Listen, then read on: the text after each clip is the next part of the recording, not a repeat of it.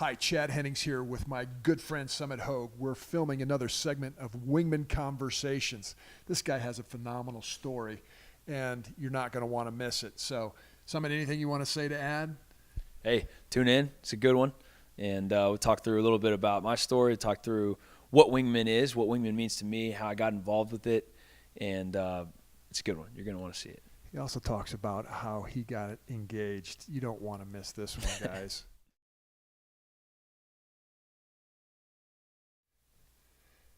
Hey, Summitt, we're so thankful that you could join us today on this episode of Wingman Conversations. You know, for everybody that's out there, and I know you're part of the Wingman leadership with the Dallas corporate, but so the guys can get to know you a little bit better. Share a little bit about your background, where you're from, and kind of your history up to this point in time. Okay, so I grew up on a farm in Brownfield, Texas, about 30 minutes south of Lubbock. And so I grew up out there since I was raised. We've been farming the same land for over 100 years. And, you know, I went from there into Texas Tech. And then when I graduated from Tech, I moved out to Dallas. Been out in Dallas for, I guess, 3.5 years now. 3.5 years. So, I mean, this is what I think is really cool, because I grew up on a farm in Iowa, too. Mm-hmm. We're both farm boys, and then our farm has been in our family for well over 100 plus years also, so that's cool. But who do you work for? I work for it's a pretty cool company, I guess. You know, I got drug into it, but I work for this guy. No. Rubicon. No, I love it. Rubicon's been just been a blessing to me. Being able to jump into real estate, learn real estate, and then attack it. So. No, and I appreciate that. In all jest, phenomenal work ethic, and just one of our great young guns. But share with us, if you will, somebody has recently got engaged, and when he was telling us, he put in a lot of effort and a lot of time into doing this, and he makes all of us older guys look bad. So if you young guys that are are looking at how to get engaged, he took it way over the top. Just share a little bit about that, if you would. So a little backstory: when I was in college, I was the tour manager for a band called the Hunter Hutchinson Band, and with that, we opened for a guy named Josh Abbott a lot, and Josh ended up becoming a really good friend of mine. And so I was talking with Josh one day, and before that, we had done a music video for a guy named Sam Riggs, another Texas country artist. My girlfriend and I were the lead roles. And so I had Josh call or sit down with Miranda and I and say, hey, I saw Sam Riggs' video, and y'all did a really good job. Y'all have great chemistry. So will y'all be in my next music video? So the whole time Miranda's thinking, hey, we're shooting this music video for Josh Abbott. This is going to be cool. And she hadn't heard the song. So in reality, we shot a music video all day. But essentially, I wrote the song with Josh for her, so that's why she couldn't hear it. And then at the end of the filming of the music video, we actually filmed the real engagement. So essentially, it's a music/engagement video to the song that I wrote for her with Josh. So Josh is going to record it. It'll be played to the video, and then it'll be just something we get to hold on to the rest of our lives, and something that is a remedy for battles you face in the future. You go back and watch that, remember how you felt, listen to the lyrics of the song. Just to be something for us to have forever. So that's classic. That's classic. That is so cool, man. I didn't realize you were that much of a romantic. That took about 1.5 years to plan. I mean, that took me. God, that was a long process. Awesome. But I'm glad it's over, and now it's on her to pick everything. I just said not during football season, and I'm good on anything else. That's awesome. Okay, making the transition back to Wingman. How did I'm always curious. How guys heard about Wingman and how they come there? And the majority of the time, it's usually grassroots, somebody invitation. How did you first hear about Wingman? So I was driving down the highway, and I had plans this evening. I was going to dinner with some friends or something, and my buddy Arthur called me and said, "Hey, so there's this thing going on at a house here in Highland Park. It's called Wingman, and there's some older guys that want to facilitate some mentorship and discipleship, and they've got this idea to invest in our generation. I think it'd be really cool for us to go. So I called my buddies and canceled all my plans and said, you know what, I just felt like God's calling on me to be at that meeting.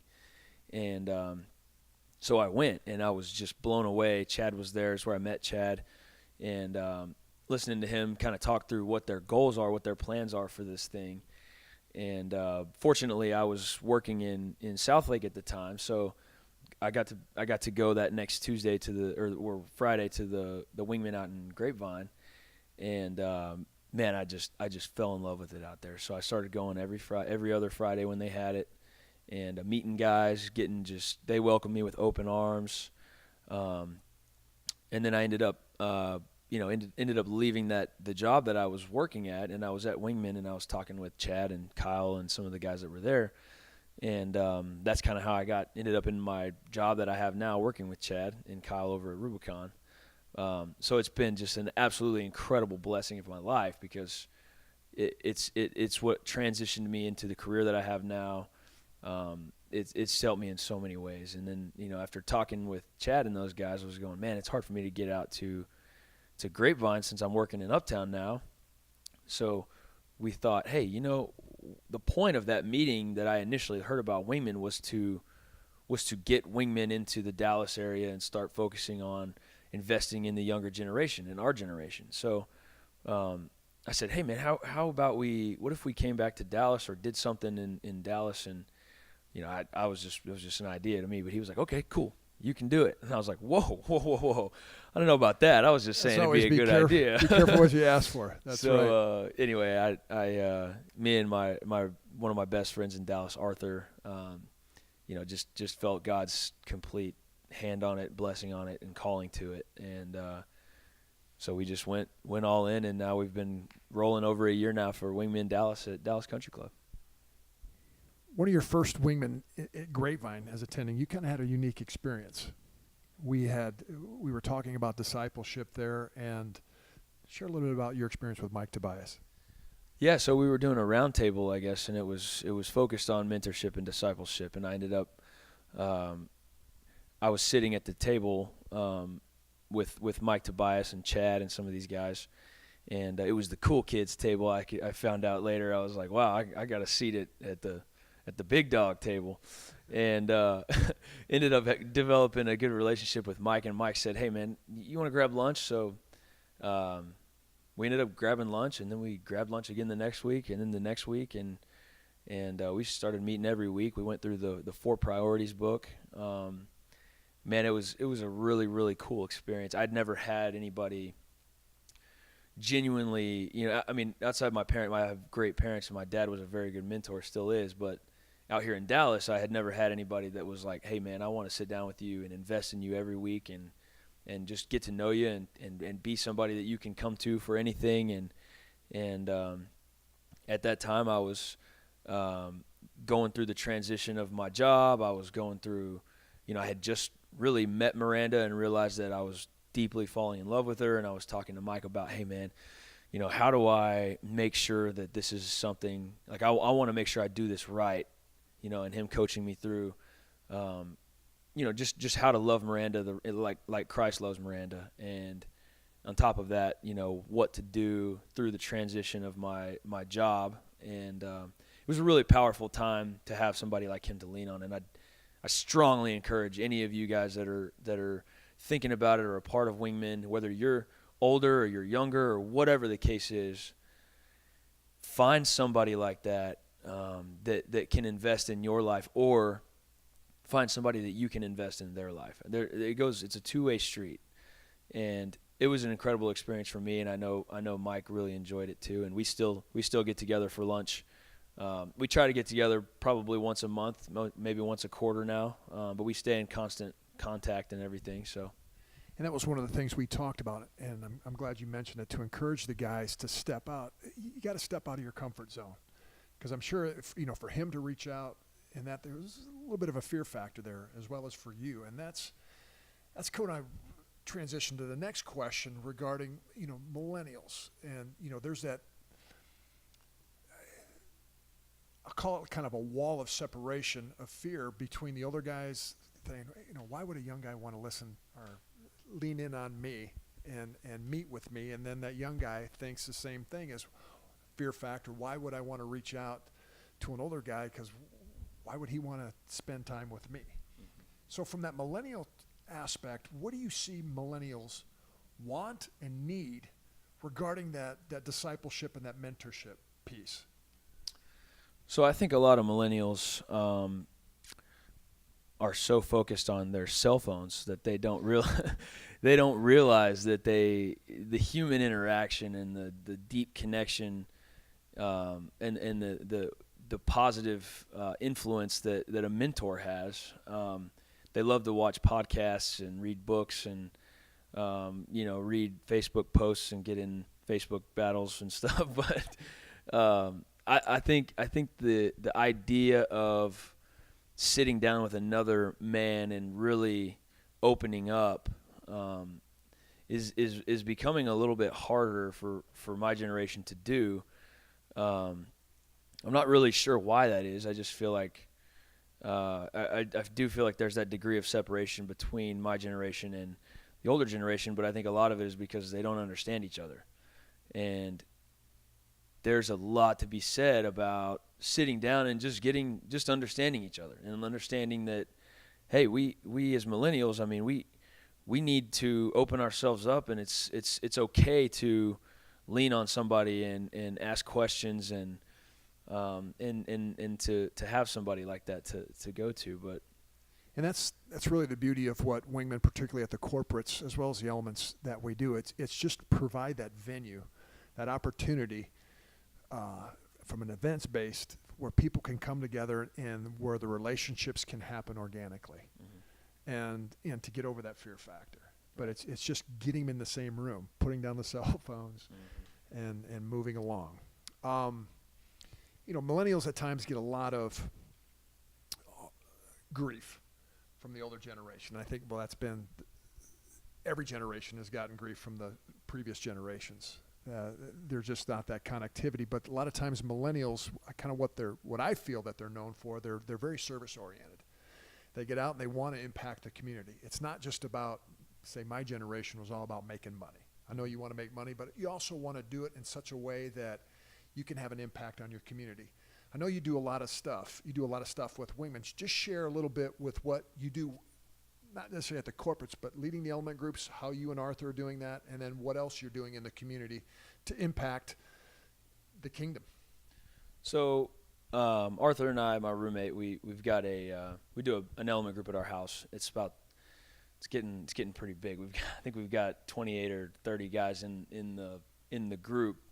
Probably about a solid 12 to 15 come every week. It kind of filters through different guys. A lot of guys travel. But we were going through the 4 priorities by Dr. John Tolson, and man, it's been a great experience. And one thing that we've learned is, the more guys buy in, the more responsibility you give guys, the more they buy in. So with that, what we've done is, instead of Arthur and I teaching every week or walking through the book every week, we say, okay, so-and-so, you're leading this week, and then from then on, after you lead that week, you get to pick who leads the next week. That way, it's going around the room, and different guys have the responsibility to lead. And I think whenever you dive into a book like that and you're going to teach it and you think about it in a way that you're going to hope that the other guys understand it, it helps you understand it and grasp it better. So it's turned into a really cool dynamic of guys that are buying in and learning how to get up and stand up for their faith like that and teach a group of guys.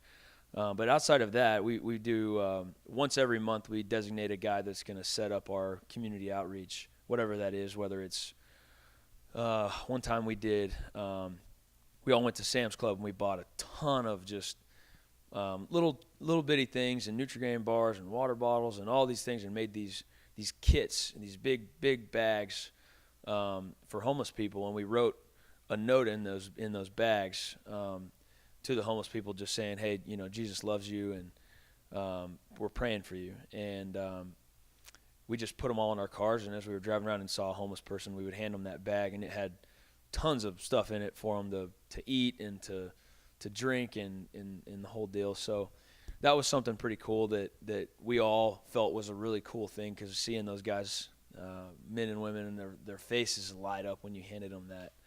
And then there's another thing it was called Champions of Hope. Now it's called Mercy Street, or they merged.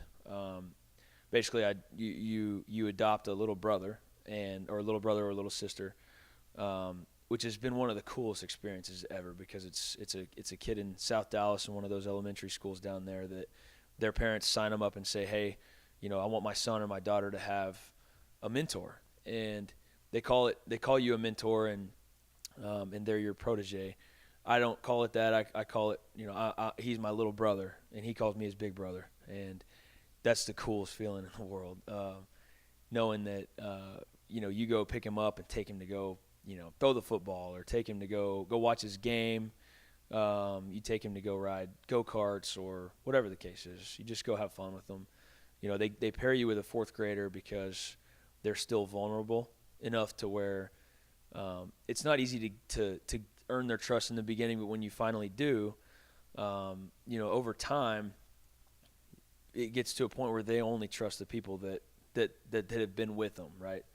And that's the goal of them pairing you with the fourth grader over time, is that you'll stay with them and you'll keep pouring into them and keep loving on them and keep loving on them. And then they just had their first graduating class this year, and all of the kids are graduating high school, and I think a lot of them are going to college, and it's just a really cool deal, of way to get to invest in the lower areas of Dallas. And Well, it's also that aspect of who's your mentor and who you're mentoring. Right. Who's your Paul, and then who's your Timothy and your Titus. Right. And just what goes in flows back out. Man, we've covered a lot of ground today, and I appreciate you again coming and just spending the time with us and sharing a little bit about your heart, your story, and the passion you have for Wingmen. Now I want to give you an opportunity to share with the guys who are going to watch this video any encouraging words, any final thoughts. Totally your open stage, open platform, open mic. So feel free. Man, I'd say get plugged in. If you don't have a good group of men around you that you can lean on, and you can lean on, that you're vulnerable with, that you are open with, that can lean on you as well, I'd strongly encourage you to find that. And I think Wingmen is a place that you can definitely find that. That's what we're centered around is Wingmen. It's masculine, Christ-centered relationships. Whether that's a few guys around you, or it's one guy that you meet as a mentor, or whatever the case is. I think it's very important for you to have those guys around you can lean on. So I just encourage you to get plugged in, to come to Wingmen if you haven't come, or if you're thinking about coming, or you come a couple times. Sit at a table you don't know anyone. Talk to the guys around you. Get to know them. Ask them some questions, and start developing those masculine, Christ-centered relationships, because over time, that's what ultimately matters. And I think the process of meeting somebody and investing in them and discipling somebody is also really important. Like he said, the flow. Who's your Paul and who's your Timothy? I encourage you to find somebody, if you're being mentored, somebody to mentor. If you're mentoring somebody, find somebody to mentor you as well, and kind of get those things in place. I think you'll see so much growth in yourself, so much growth in your faith, and then just ultimately growth as a man and growth in life. So, Hey, bud, I appreciate you so much. Thank you. And everybody out there, guys, I want to remind you, we're all called to something greater. Be a part of the kingdom. Be a part of Wingmen. Until next time, Chad Hennings, Wingman Conversations. God bless and take care.